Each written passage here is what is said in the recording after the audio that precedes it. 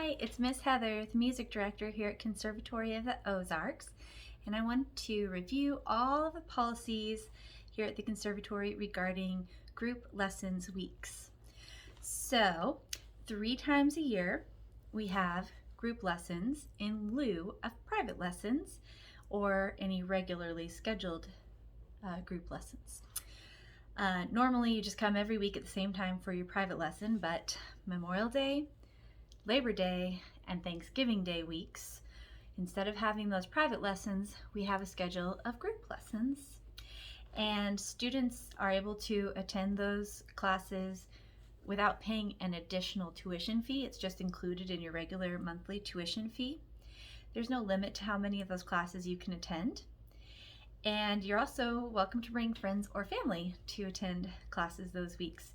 You can take classes with any teacher. It doesn't have to just be the normal teacher you take your private lessons with, and it could be any topic. So if you normally take piano lessons, you could do group lessons in watercolor painting or acting or whatever you might be curious to try. So it's a really fun week when you can try out some different new things and see if you're interested in studying those things further, or maybe just get a few tips because maybe you have an audition coming up and you just wanted a little extra help. Sometimes during group lessons week, maybe only one person would sign up for a class. So it's very important, if you do sign up for a class and then something comes up and you're not able to attend, that you immediately contact the conservatory by calling or texting to let us know that you can't make it.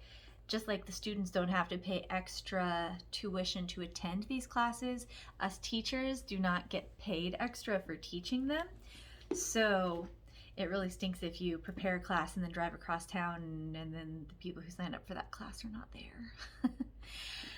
I prepared a few notes to make sure I don't forget anything I was supposed to tell you about these classes. First thing to remember is when these lessons are scheduled each year. Like I said, it's 3 weeks each year: Labor Day, Memorial Day, and Thanksgiving Day, those 3 weeks. So right now, Labor Day is coming up, for example. On Labor Day, which is Monday, we will be closed. And then Tuesday through Friday, you have the option to participate in the group classes. So like if you normally had your lesson on Tuesday at 5, you wouldn't have your lesson on Tuesday at 5 that week. Instead, you'd sign up to attend a group class. And there always will be a deadline for registering for the group classes. I thought maybe we could take a little field trip to learn more about how to register for the group classes. So here's the 3 big events bulletin boards in the hallway at the lobby. This is where you could find the group lessons forms for Labor Day.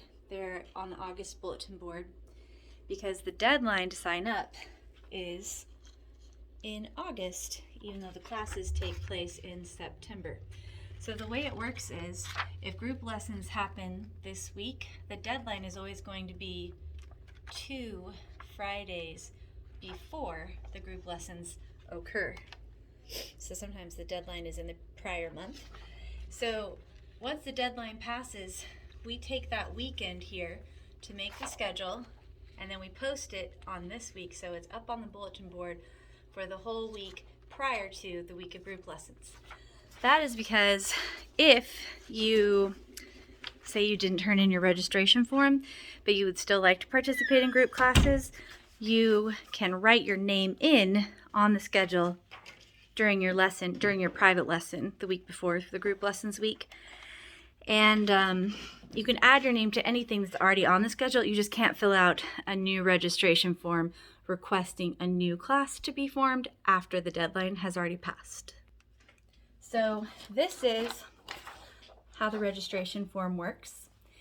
For example, this week, which right now it's August 25th, 2021, you have till Friday of this week to turn in the registration form if you want to participate in Labor Day group lessons. Here you just would circle, do you prefer online or in-person lessons? And you would put your name, your age. If you're an adult, you just put A for adult, and then your contact information. Then here you can circle if there is a certain teacher, maybe you met at one of our recitals or something like that, or you've seen their picture on the wall and you're like, ooh, I would really like to work with that teacher. You could circle the name of the teacher, or if you really want to work with your own normal teacher. You don't have to circle the name of a certain teacher, but that's what this part is for. Then here is art, drama, and music. So if you wanted to do art, you could circle what topics you're interested in, or if you didn't see one of the topics you were interested in for art, you could write it in here. And same for drama, same for music. Then down here, you would list your availability. So like I said, we'll be closed Monday for Labor Day.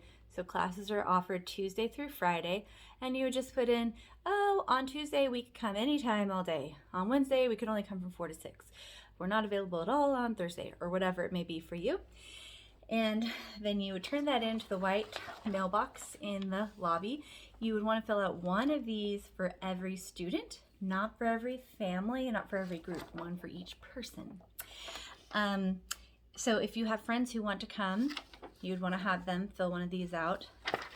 And this section right here is very important. It's very important that this is accurate, because putting this schedule together is a lot of extra work.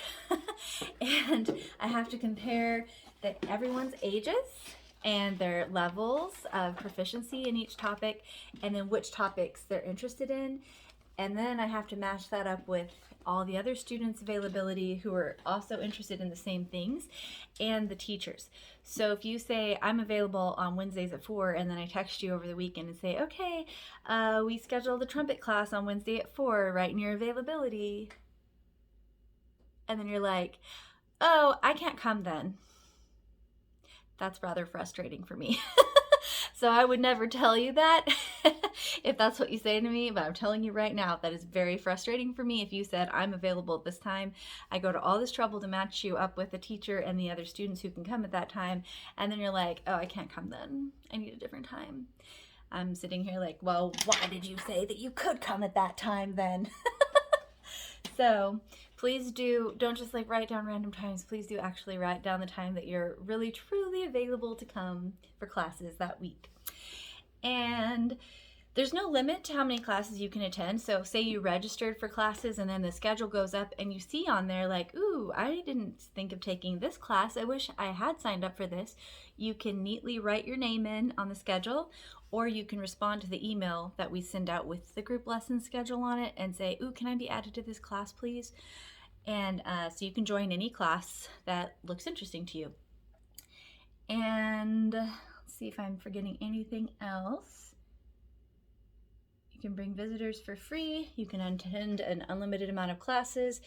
That can maybe help service the makeup time if you have missed some private lessons throughout the year and you are missing some of the lesson time you wanted to get in. You can possibly make up for that during group lessons week. Cancellations, like I said, if you're going to have to miss a class, please contact us as quickly as possible to let us know you can't make it. Some of the classes take some time to prepare for, or they take materials to prepare, and so if your teacher can know ahead of time that you can't make it, we're so grateful. So grateful to know ahead of time. And like I said, there's no extra fee for attending the group lessons. It's just included in your regular monthly tuition. And it can kind of provide some flexibility, because those 3 weeks that I mentioned, Thanksgiving Day, Labor Day, and Memorial Day, they tend to be a little bit of a weird week for a lot of people. Like maybe you're out of town for several days that week, but you're in town for one day, and that day isn't when you normally have your private lesson. So you can just say, I want to attend group lessons that day because that's when I'm in town, so you don't miss that private lesson. And I know it's a little confusing to understand if you haven't experienced group lessons, because I think, as far as I know, we're the only place that does these group lessons weeks. It's just something I thought of because when I was teaching, I was like, oh, I wish I could do some group lessons with my students, because especially with things like music history, music theory, there are some things that it's hard to find time to do during private lessons. If you have a half hour with you, it's hard to spend very much time studying music theory. And if I have a half hour dedicated to only that topic, you can come to that. We can delve into it a little deeper with other students there who are at the same place as you in your development. And then I can refer back to that class during your private lessons, like just to jog your memory really quick. And it's very beneficial. Same with music history. So I love group lessons weeks. I think they're really fun. I enjoy getting to talk and talk and talk about the topics I'm really interested in, but don't get to share much about during private lessons. Also, the little kid classes are very fun. So I'll share some of my favorite ones with you. Like I said, music history, music theory, which I never would have thought I would say when I was in college studying music theory. I hated it when I was in college, but I have grown to love it over time.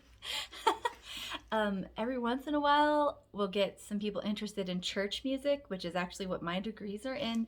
So I love teaching a church music history class. That's really fun and interesting for me.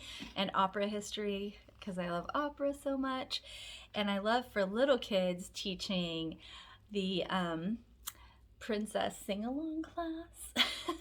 And all the students wear a beautiful princess dress, and we learn moves and words to some Disney princess, well, I guess I shouldn't say Disney, some princess songs during that class. And the Piano Ninjas class, that one's not as much my favorite, but it is really cute. We wear these, I think they're called G's, these like karate outfits. And we have piano flashcard drills, and we do these like poses and stuff. I don't really know much about karate, but like what a musician's vision of a karate class would be like. And that's a fun one. And I always sign up for one of the art classes because I love art, and I don't get to do very much art in my life, so it's fun to take one of the classes with our art teacher here. And if you have any questions that I did not answer in this video, please feel free to comment below or text or call the conservatory or email. The number is 417-592-1756 or conservatoryoftheozarks@gmail.com. Again, it's Miss Heather, the music director here at the conservatory, and thank you for watching all of this hopefully helpful information about group lessons weeks at Conservatory of the Ozarks.